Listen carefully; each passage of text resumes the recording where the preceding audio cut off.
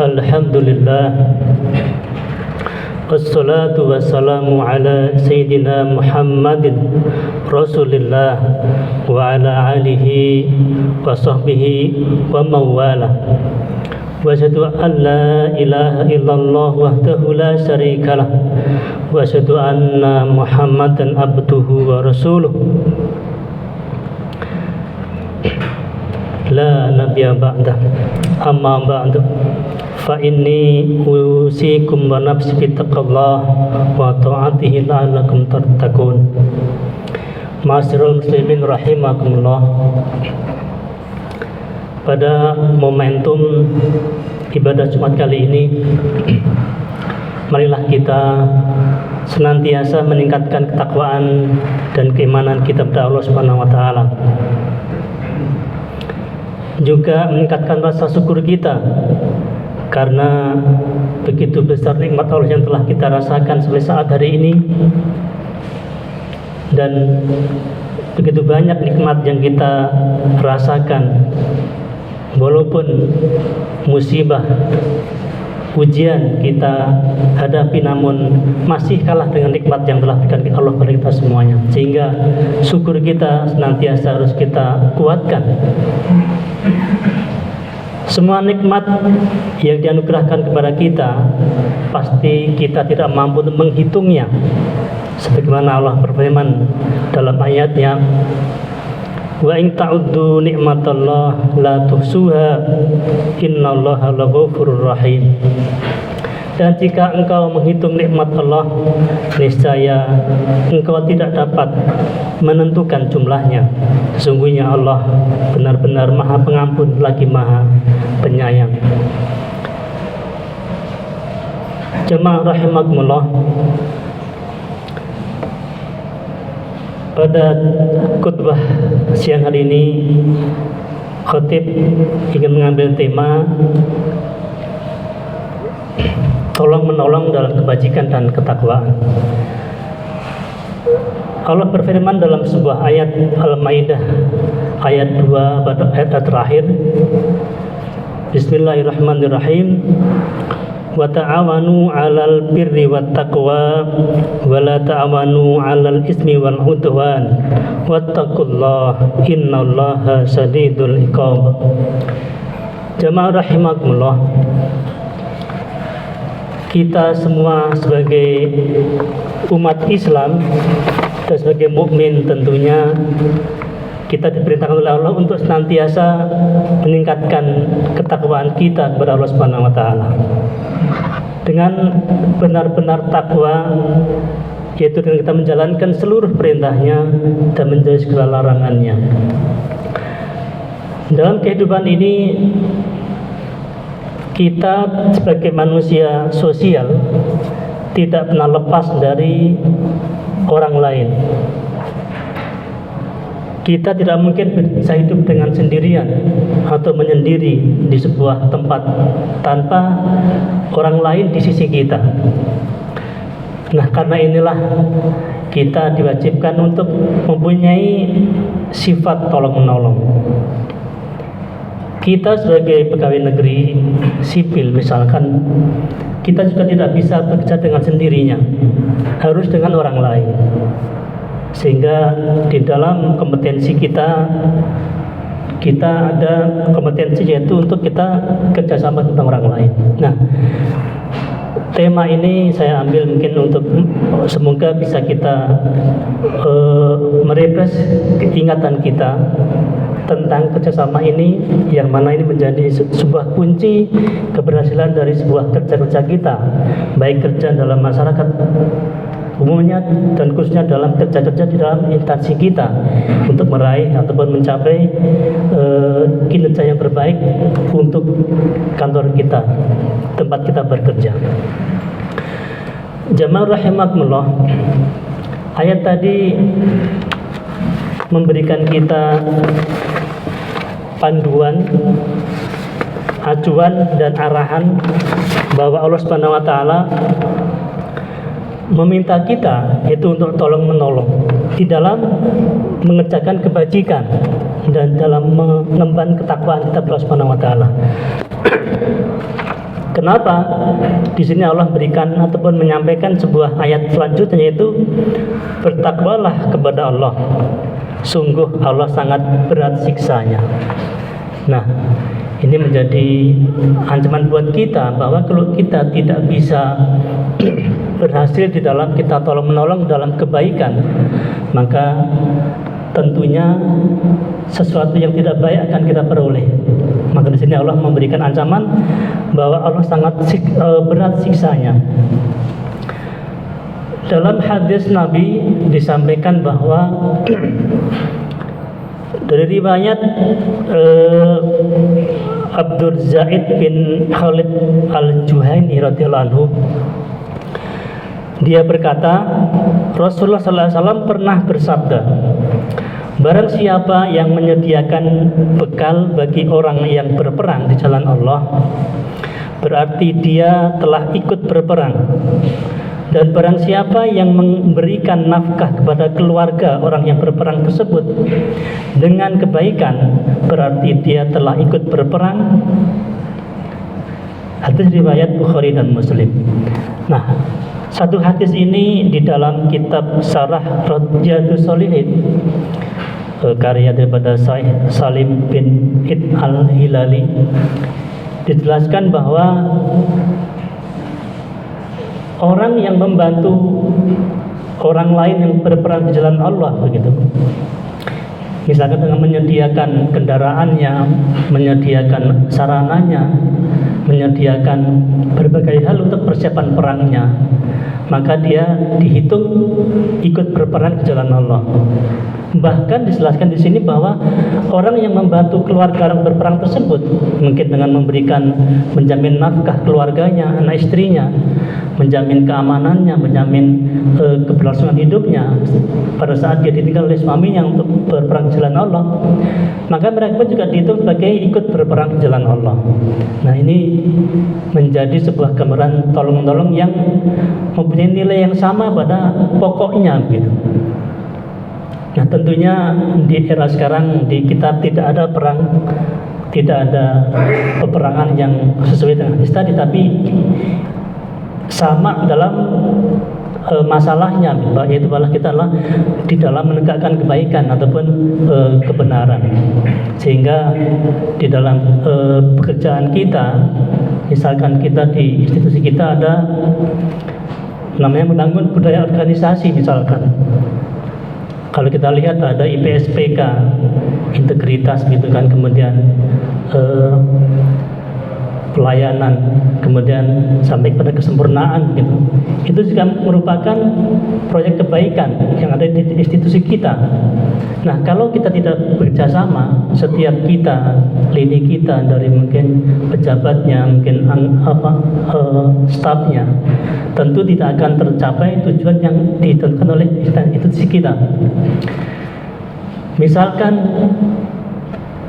di dalam untuk mengatur keberhasilan kinerja kantor kita, misalkan ditentukan dengan IQ yang ditetapkan oleh setiap pegawai kita. Nah, bahwa pihak yang menentukan IQ, kemudian pihak yang dia memantau IQ gitu kan, dan juga sebagai pelaksana IQ, ini adalah kerjasama yang baik sehingga IQ-nya tercapai dan dia akan mempengaruhi kinerja kantor tersebut di akhir tahunnya. Jadi inilah sebuah potret bagaimana kerjasama itu harus dilakukan oleh kita di dalam kehidupan kita, baik kita di dalam beragama maupun dalam kita kehidupan sehari dalam bermasyarakat dan bernegara. Nah, tentunya hadis tadi memberikan gambaran kita bahwa membuat kita menjadi semangat gitu, bahwa orang yang membantu orang berperang pun kita juga dihitung sebagai berperang fisabilillah. Nah, sehingga tidak ada kerugian sedikit pun bagi kita itu dengan kita saling kerjasama, saling mendukung, saling menyokong sehingga tujuan utama menjadi tercapai. Hadis berikutnya di dalam kitab yang sama diriwayatkan oleh Abu Sa'id Al-Khudri radhiyallahu anhu bahwa Rasulullah SAW pernah mengirim utusan kepada Bani Lahyan dari suku Hudzail.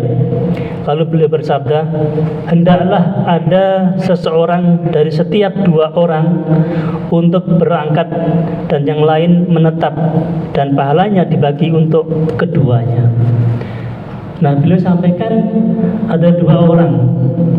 Yang satu orang dia berangkat berperang, yang satu menetap di tempatnya.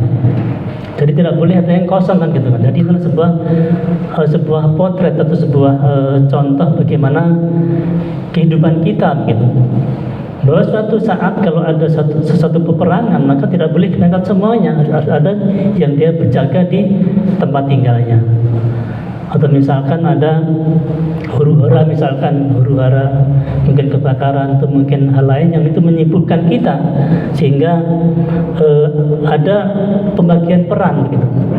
Ada bagi-bagi tugas sehingga hal-hal yang tidak terjadi di antara kita. Nah, inilah sebuah contoh bagaimana di dalam agama kita mengajarkan sesuatu yang sangat luar biasa. Adalah dalam hal tolong menolong dalam kebaikan dan ketakwaan. Nah, ini menjadi penyemangat kita bahwa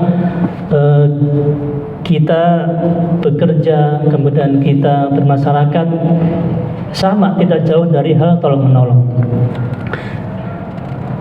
Nah, dari hal tadi tentu kita harus bisa mengimplementasikan dalam kehidupan nyata.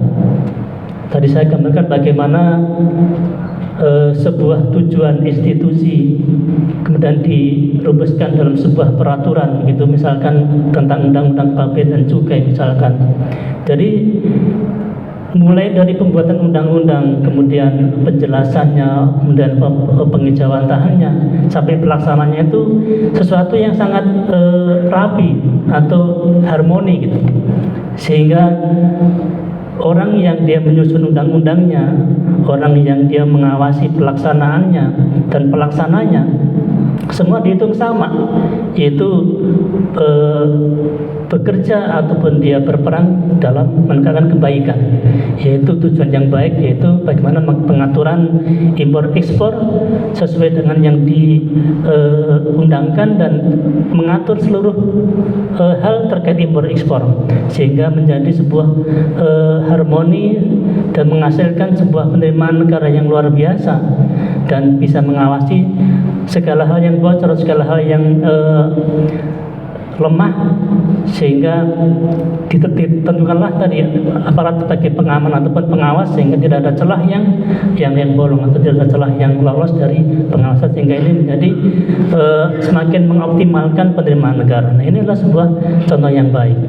Dan begitu pula kalau kita gambarkan dalam kehidupan keagamaan kita, bagaimana kalau kita dalam sebuah urusan besar gitu, yang tadi disampaikan oleh sebuah hadis dan ayat tadi, bagaimana kondisi masyarakat yang dibagi sesuai dengan tugas masing-masing, sehingga orang yang dia berperan kecil pun semacam mungkin hanya memberikan ataupun membantu orang untuk naik ke dalam kudanya, kuda perang misalkan, atau mungkin membantu orang untuk naik mobil dalam menuju pertempurannya, itu dihitung sebuah peran juga.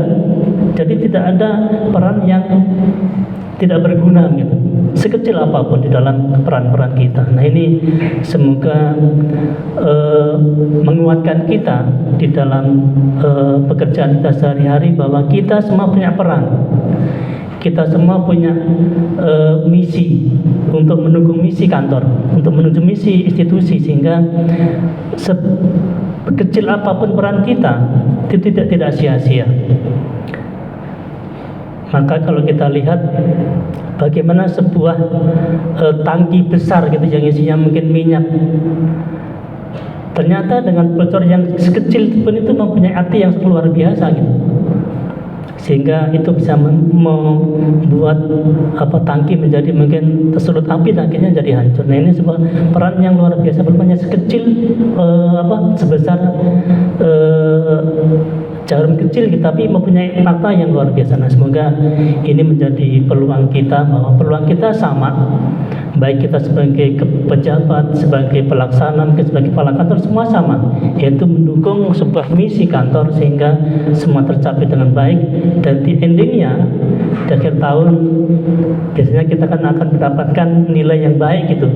Mungkin nanti akan menaikkan nilai tukin kita, mungkin akan nanti menaikkan nilai pembagian mungkin bonus setiap akhir tahunnya. Nah, ini menjadi perencanaan. Semoga ayat-ayat dan hadis tadi menjadikan kita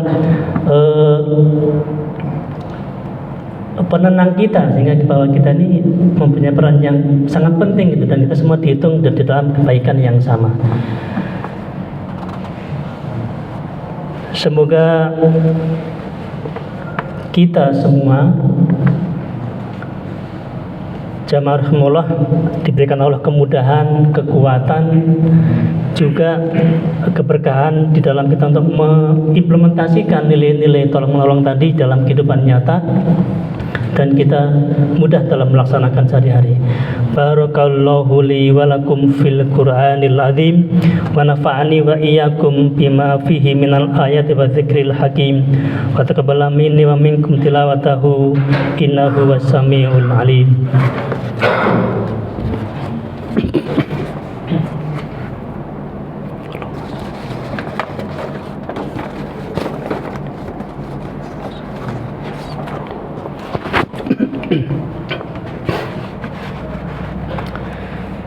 Alhamdulillahi wa kafa wassallu wassallim ala Muhammadin Mustafa wa ala alihi wa ashabihi ahlil wafa.